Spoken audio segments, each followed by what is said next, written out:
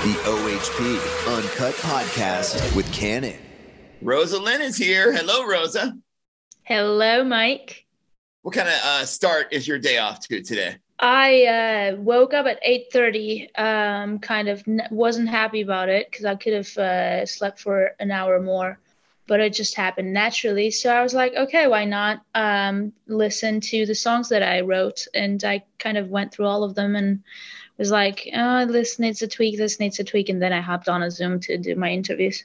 Were you laying in bed listening to your songs? I got up off the bed and I was listening. Yeah. I have a hard time getting out of bed, especially if I wake up early. I would definitely roll back over and try to get another hour of sleep. You're much more productive than I am. Not really. I'm very terrible at waking up early. It's when I'm in LA, for some reason, I wake up early and I just can't go back to sleep. So I'm trying to do something. Yeah. How much are you in LA now? I think it's a bit over a month. Okay. So you moved there. 2 months, actually. You're an LA resident now then? Kind of. You kind of are, but you don't want to fully commit to it yet. You're like, no, I'm not admitting that. Hey, do we have a fandom name for you yet? I haven't seen a fandom name, and I don't even know if you want one or care about one, but I haven't seen one for Rosa Linn. I'd be actually, but why not? We don't have one yet. I think it'll happen naturally. Let's leave it to the fans, you know? Let's leave it. It's done. Yeah, let's wait and see what they come up with. I know you definitely don't want my ass coming up with it. It would be terrible. Wait, what would be your idea? I have no idea. I tried thinking about it before we jumped on today. I'm like, I think I'm going to need a couple drinks and then like loosen my mind up and let it just kind of flow because I'm really, really shitty at that kind of stuff. Well, let me know when it flows. Congratulations on your song being platinum. That's got to feel amazing in your heart, mind, body, and soul. Thank you. It feels all of the things that you mentioned. It's surreal. I can't believe it. It's I saw that it just, every time I see those like golden or like platinum like vinyls, I'm like, it just does something for me. It's not really like, but it just does something for me.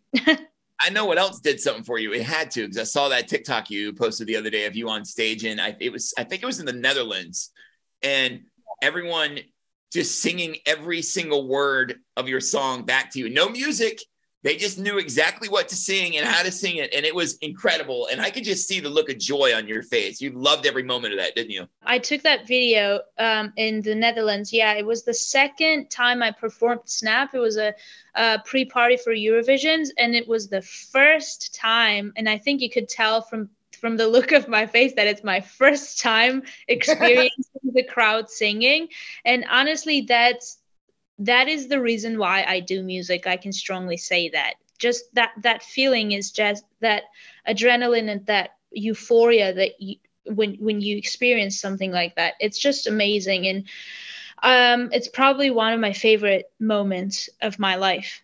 It was pure joy, and I did not expect that.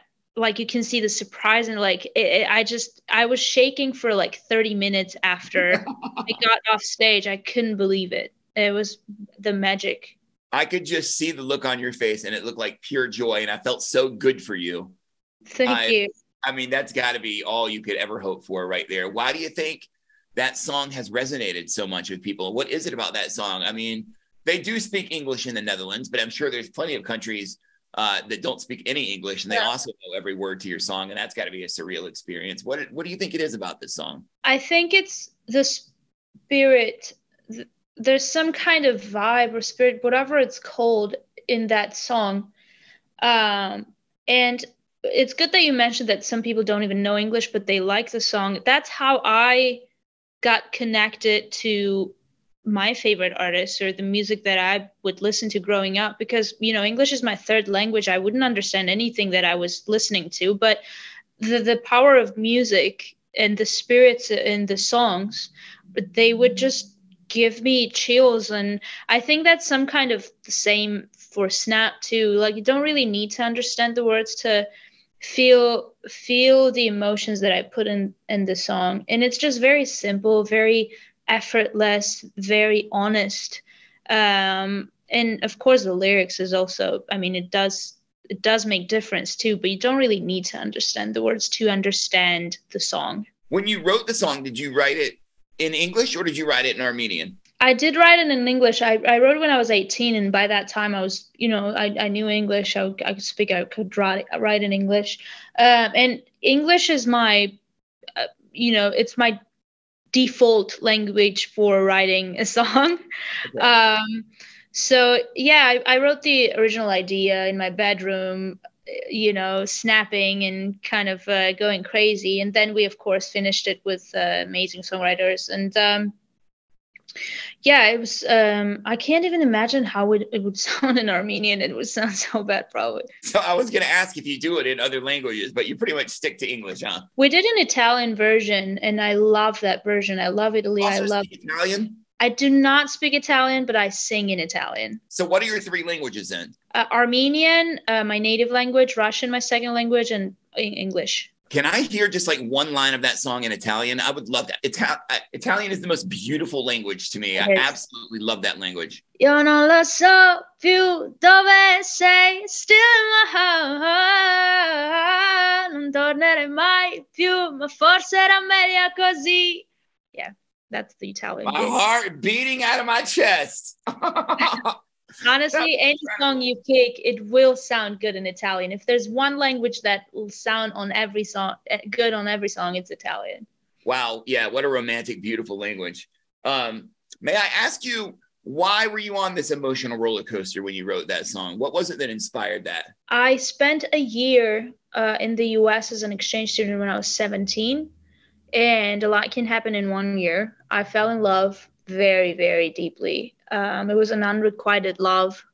I didn't even tell the person that I was into them. And I went back, and by the time I had to leave, it was just so terrible. Like, I can't even remember that terrible feeling of realizing that you have 3 more days and then 2 more days, and then it's your flight. And then there's just like one flight away from seeing that person and never seeing that person again. And I was very, very, it was like that,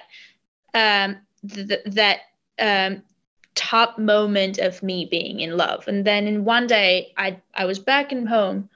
My life is back again. And a lot of other things happened too. Like, I was kind of trying to readjust, and it kind of messed with my mental health. And, a lot of things happened after like COVID and everything. So it was just a song about how hard life can be sometimes, and what effect can it have on you. Why did you feel like you couldn't tell that person that you love them? It's hard for me. It's very hard to say I love you to people that I love. And it can even be my family or my friends. It's just very hard for me. Cause I always want to seem like I'm strong, and I'm like, I don't like to be vulnerable. I only let myself be vulnerable on stage, because I think that's essential for the artist. It's like, you need to strip yourself on stage. You need to be a soul,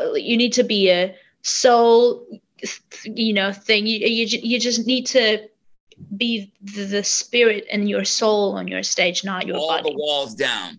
Yeah. So does that person now know that you wrote the song about them? Nope.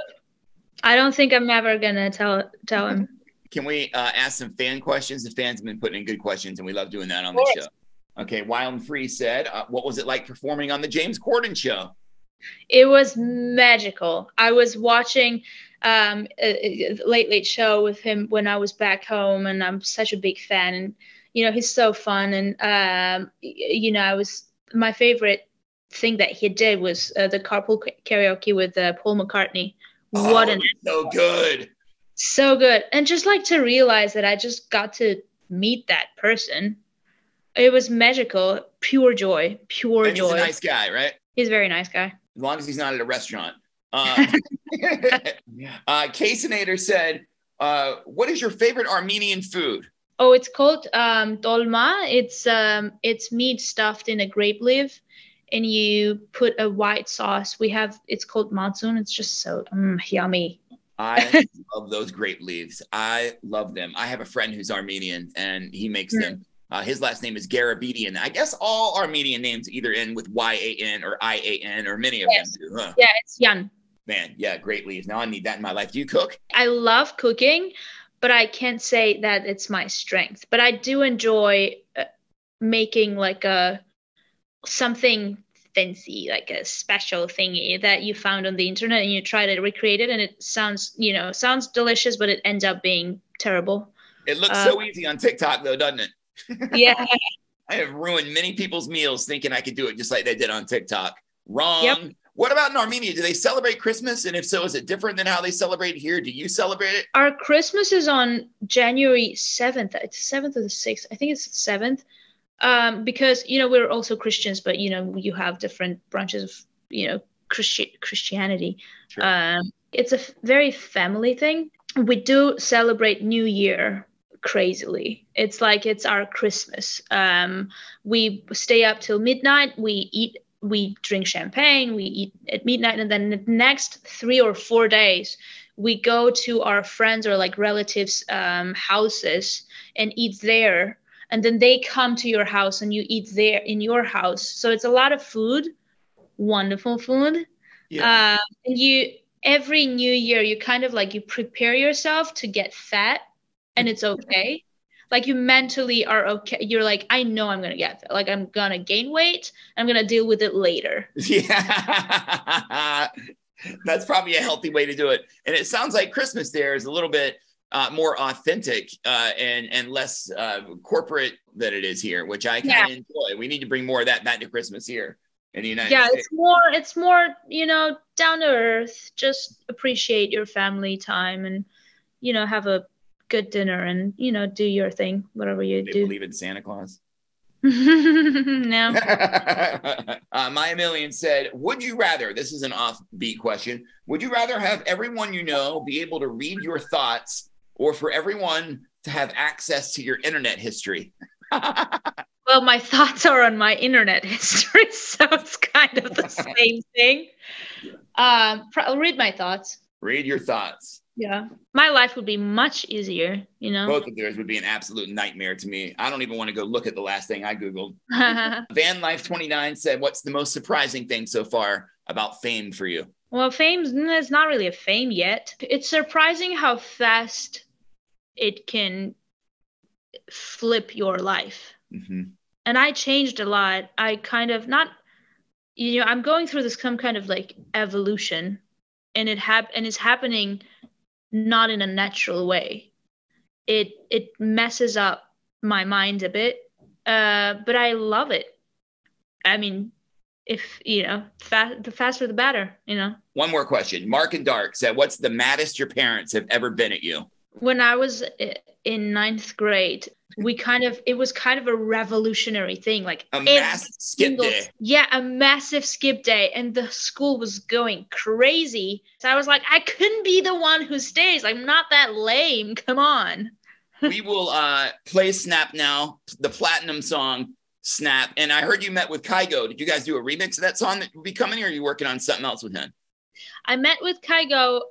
It was wonderful too. I didn't expect. I was like, okay, I'll show up to your studio. Wow, okay. We just DM you one day and say, hey, want to come hang out? Literally, yeah. Crazy how that happens. His manager did. He said, Kygo wants you in his studio. I was like, okay, I want to be there. So you met up, and what happened? We just jammed. We have an idea. I don't know what's gonna happen with that idea. I sent him some vocals, and we just had a good time in the studio. It was just we might work together, we might not work together. Let's see. It was a wonderful, wonderful time. I love it. I can't wait to hear what comes of that, and I can't wait to hear what comes to the entire album. When do you think that'll be ready? I think in spring. I write every day. The writing part is almost done. We're gonna start producing it in January. And I'm just honestly, I'm so excited for that one. I love the songs, and I love where it goes. Like I finally kind of feel that I find my sound, and it's amazing. You do have your own sound, and you're super warm and genuine and easy to talk to. And you don't sound like anyone else right now. So I'm super excited to hear that when it drops. Thank you for your time today. I really appreciate you. Thank you so much. The OHP Uncut Podcast with Kannon.